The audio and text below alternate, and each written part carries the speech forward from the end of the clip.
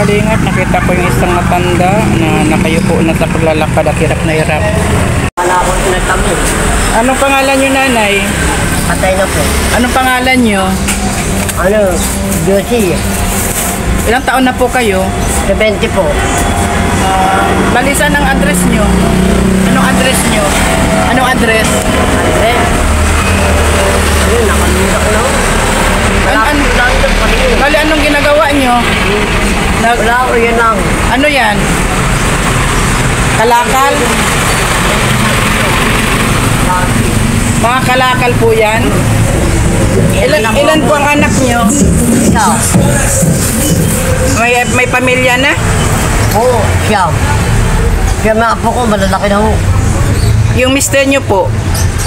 Ha? Yung mister nyo? At nasabi ko lo, katanduara, pinatay ni Pedro. Ganito, nagpap. Patay na? Oo. Hindi, nasabi ko, umuwi. Doon nakatira. Di kayo sumunod? Ganun talaga yun. Di kayo sumunod doon? Oo. Di kayo sumunod? Hindi. Ilang taon na nandoon? 6 taon na. Yung mga magulang. Nag-awa ko. Talagang tipas kayo? Oo, tipas. Wala na akong magulang, wala na inatama. Kapatid na lang meron. Nakapamako. Bali yung bahay nyo, sarili nyo? Yung lupa? Wala kami lupa. Ano lang yung bahay lang? Pango. Nangungupahan. Magkano upa nyo? Doon sa Paningong. Magkano? 1,000 isang buwang. Sino nagbabayad? Sino nagbabayad? Yung mga aking anak. Yun nakasama mo sa bahay. Anong trabaho noon? Anak ko, Oo. tinda ng balon. Sa gabi? O konti lang kami. Di araw-araw kayo nangangalakal ng ganyan? Wala kami nahin ganyan. Pabrikat tinapos ko. Nakauli. 30 per. Nag-resign lang ako. Yan, nagkasakit ako. Nabrado ako. Operado kayo sa? Sariyan ako. Doon kinuhaan ako.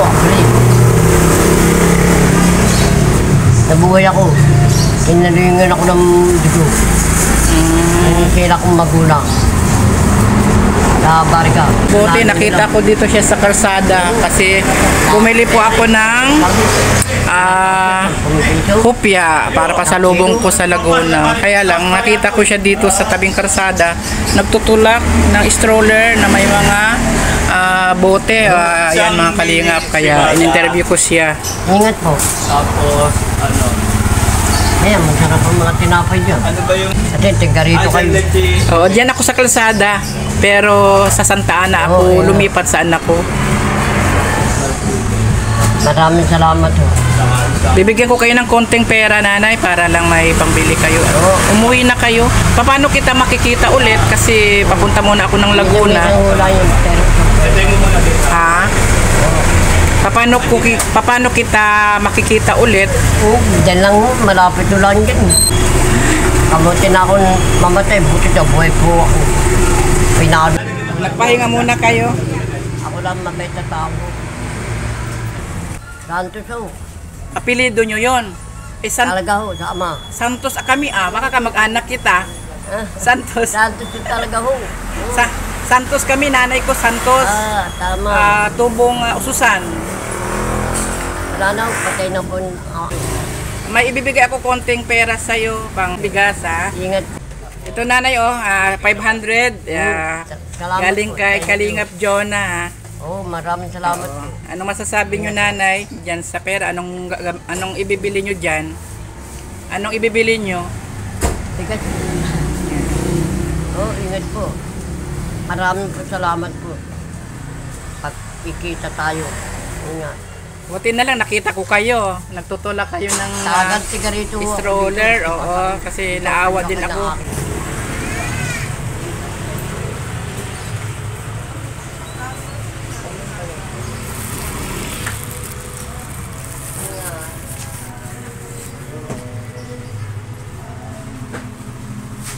Tapos yung nasa ano. Saka ito. Opo.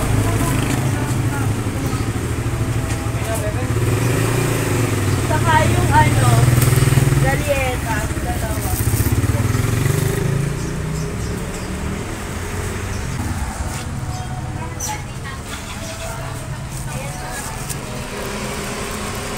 Ito po si Nanay mga kalinga po.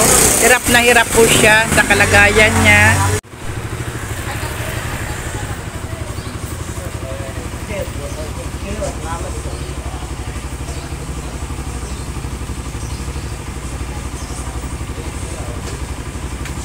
Lakad, okay na kayo?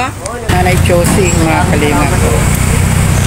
Yan, pauwi na siya mga kalinga. Pag binigyan na natin ng 500 at bibili daw niya ng bigas. Yung pera na binigay ko sa kanya at hindi naman niya alam yung address niya.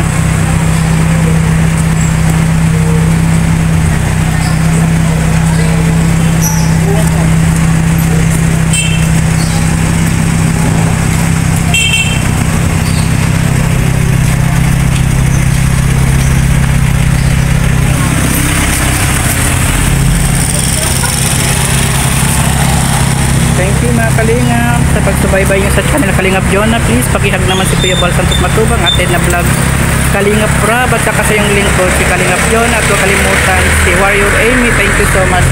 Bye bye and God bless.